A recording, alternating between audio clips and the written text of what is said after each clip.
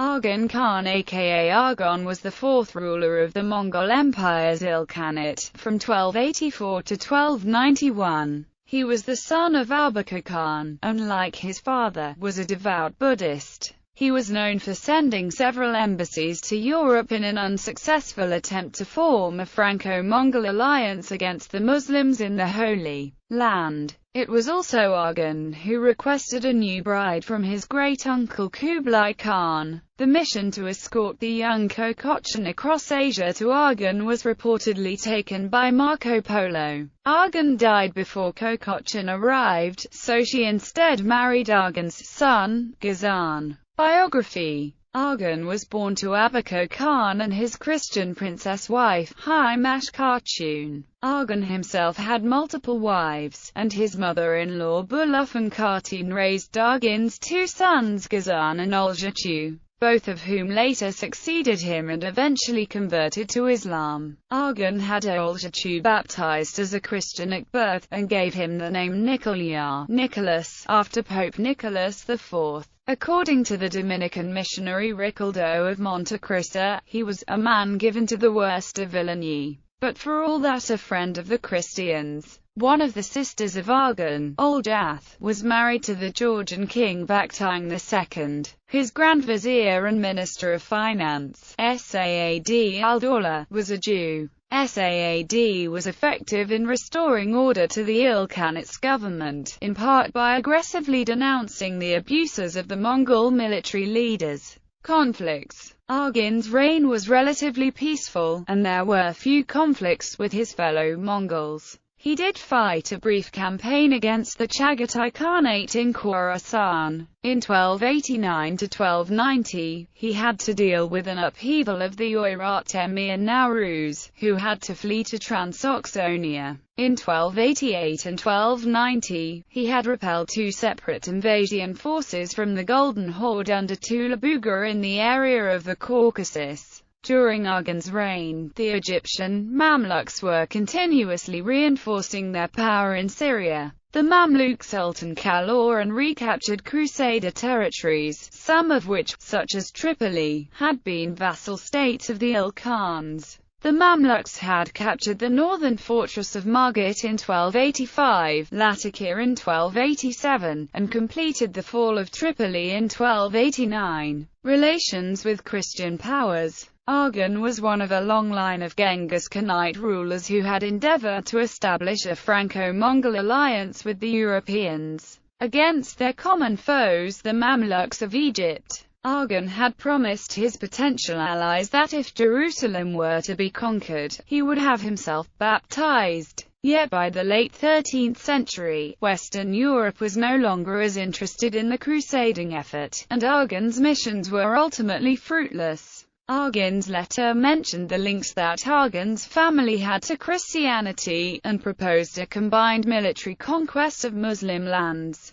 As the land of the Muslims, that is, Syria and Egypt, is placed between us and you, we will encircle and strangle it. We will send our messengers to ask you to send an army to Egypt, so that us on one side, and you on the other, we can, with good warriors, take it over. Let us know through secure messengers when you would like this to happen. We will chase the Saracens, with the help of the Lord, the Pope, and the Great Khan. Extract from the 1285 letter from Argan to Honorius IV. Vatican II mission, to Kings Philip and Edward apparently left without an answer. Argan sent another embassy to European rulers in 1287, headed by the Uighur Turk Nestorian monk from China Rabban Basauma, with the objective of contracting a military alliance to fight the Muslims in the Middle East, and take the city of Jerusalem. The responses were positive but vague. Sauma returned in 1288 with positive letters from Pope Nicholas IV, Edward I of England, and Philip IV the Fair of France. Third mission in 1289, Argan sent a third mission to Europe, in the person of Buscarel of Gazolfa, a Genoese who had settled in Persia. The objective of the mission was to determine at what date concerted Christian and Mongol efforts could start.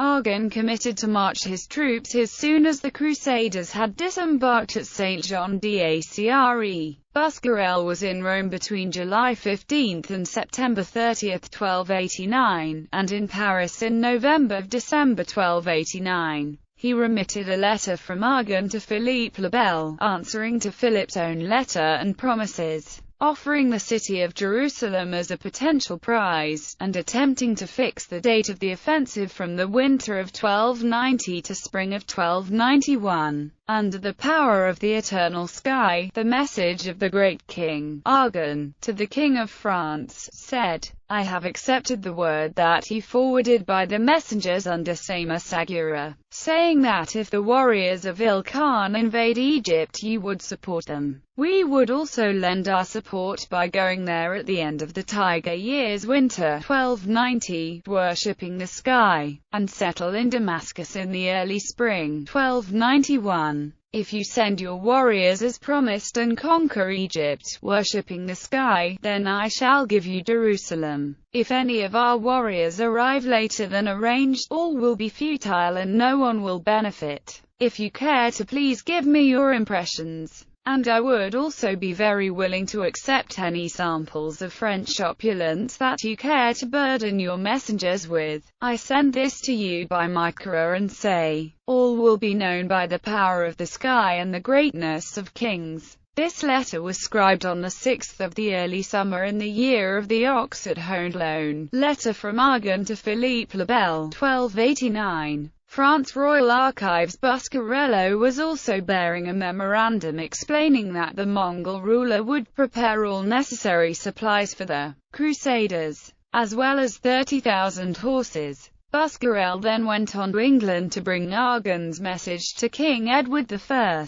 He arrived in London January 5, 1290. Edward, whose answer has been preserved, answered enthusiastically to the project but remained evasive about its actual implementation, for which he deferred to the Pope. Assembly of a raiding naval force. In 1290, Argan launched a shipbuilding program in Baghdad, with the intent of having war galleys which would harass the Mamluk commerce in the Red Sea. The Genoese sent a contingent of 800 carpenters and sailors to help with the shipbuilding. A force of arboretieres was also sent, but the enterprise apparently foundered when the Genoese government ultimately disowned the project, and an internal fight erupted at the Persian Gulf port of Basra among the Genoese. Fourth mission. Argan sent a fourth mission to European courts in 1290, led by Andrew Zagan, who was accompanied by Buscarel of Gizulfa and a Christian named Sahardin. In 1291, Pope Nicholas IV proclaimed a new crusade and negotiated agreements with Argan, Hatum II of Armenia, the Jacobites, the Ethiopians and the Georgians.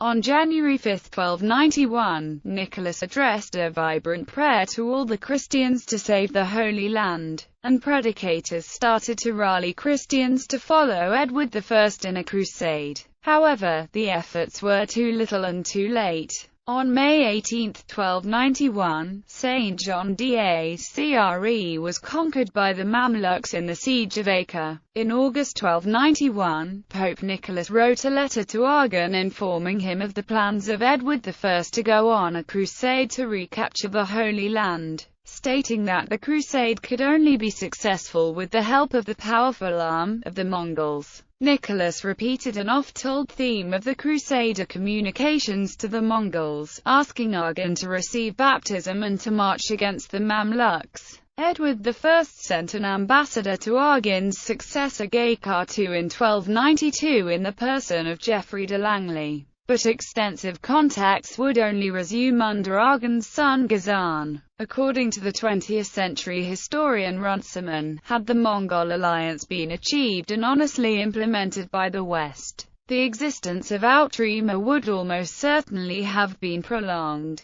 The Mamluks would have been crippled if not destroyed, and the Ilkhanate of Persia would have survived as a power friendly to the Christians and the West. Death. Argan died on March 7, 1291, and was succeeded by his brother Gaikar II. The 13th century saw such a vogue of Mongol things in the West that many newborn children in Italy were named after Genghis Khanite rulers, including Argan. Names such as Congrandi, Alawan, Argon or Cassano are recorded with a high frequency. Marco Polo. Argan was the stated reason why Marco Polo was able to return to Venice after 23 years of absence. Argun, having lost his favorite wife Bolgana, asked his granduncle and ally Kublai Khan to send him one of Bolgana's relatives as a new bride. The choice fell to the 17-year-old Kokotchin. Marco Polo was given the task of accompanying the princess through land and sea routes, navigating on a Mongolian ship through the Indian Ocean to Persia. The journey took 2 years and Argan died in the meantime, so Kokotchin instead married Argan's son Ghazan.